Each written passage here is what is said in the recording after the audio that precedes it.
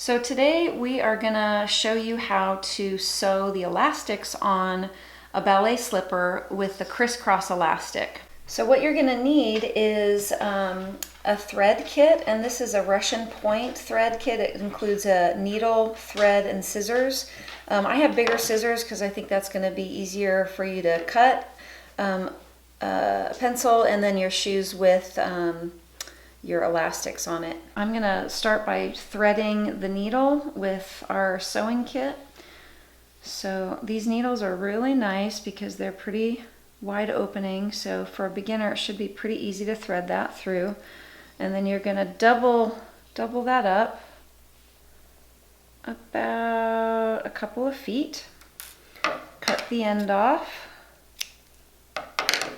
Okay, and then you're gonna pinch that in your fingers, wrap it around, and then you're gonna just twist the thread and roll it, and then pull that down, and you should have a perfect knot at the end of your thread and your needle.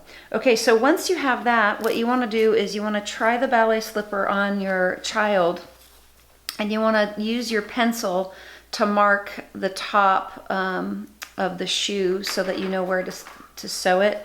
You want to pull it tight enough that it's stretching, but not to the point of cutting off circulation, and you don't want it to be loose. So you want to make sure that it's snug. And then on this shoe, you're going to kind of follow the seam because the elastic is going to go where their arch is. So when the foot points, that's where it's going to pull up. So you're going to take that and you're going to pull it across. And you're going to line up your mark that you made, and you're going to put that there, and then you're going to start sewing with your threaded needle. Okay, so I'm going to turn the shoe over so you can see. Okay, so on the inside you've got your kind of cotton material, and you want to start just sewing around that and get to your knot, and then try not to go all the way through because then it'll make a nice clean stitch. Once you have a couple of stitches in there, I'm going to have you cut off the excess elastic. And you want to leave about an inch inside the shoe so that you have plenty to sew on the inside. So there you go. You're going to sew all the way around like a little rectangle. You'll just go from right down and under and to the left all the way around.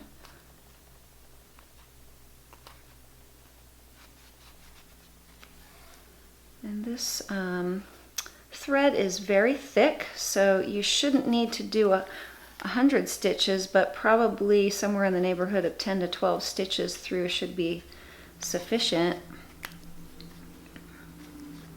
Okay, so now that I've gone from right down and under to the top, now what you're left with is the elastic is not really attached to the shoe. So now you want to pinch that together. Without sewing through the drawstring, you want to sew just on the top all the way through so it really holds tight to the shoe. So now you're gonna go through the elastic all the way, and you're just gonna try not to get that drawstring underneath, but you're gonna sew all the way across the top with tiny little stitches going through the elastic completely. So I've really only done 3 stitches just across the top there. Okay, so now when you pull on that, it's attached to the top. Okay, so turn it under. Now we need to just make a knot with our thread. So this is the fastest way I know how, is you make another stitch on the inside. So you've got your loop. Okay, so you've got your loop here. Now you're gonna, and get that straight, you're gonna take the thread and you're just gonna wrap it around a few times, and then you pull that, and that should make a clean knot for you. Pull it really tight and then trim it off. And then you've done one side of the crisscross. Now you're going to take the other one and go across. It can go under or over, it doesn't matter. And you just want to try to even it up. And again, I've got my pencil mark, so I'm going to go right across. And then we're going to sew the other side. You just have to re-knot your thread here. So you're going to make another knot, roll, pull down, and you've got a knot. Okay, so we want to get that in there, even on the other side. Watch your mark. Okay, and then again, on the inside of the shoe, we are gonna start at the top and work our way down and do the same thing on the other side. Gets a little trickier because there's a lot more elastic in here now, so you kind of have to watch that you're not crossing over that.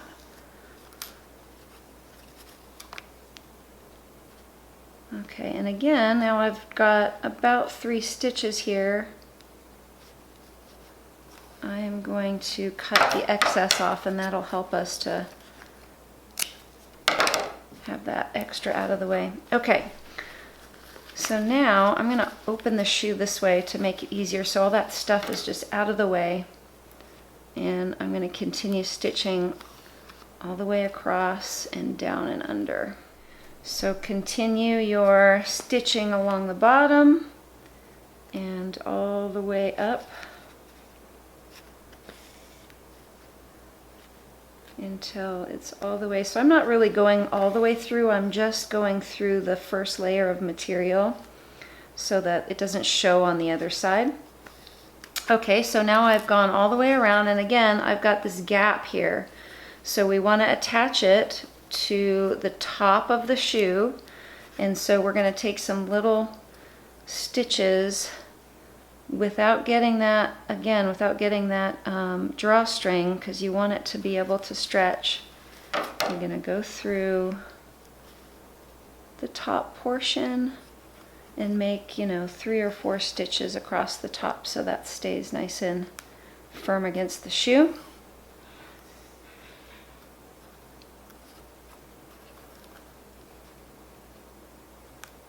And one more stitch across the top.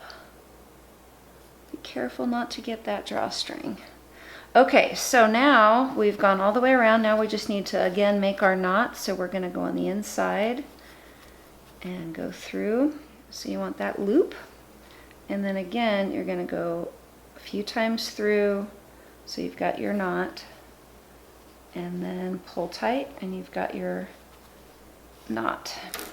And then just trim that off. Okay.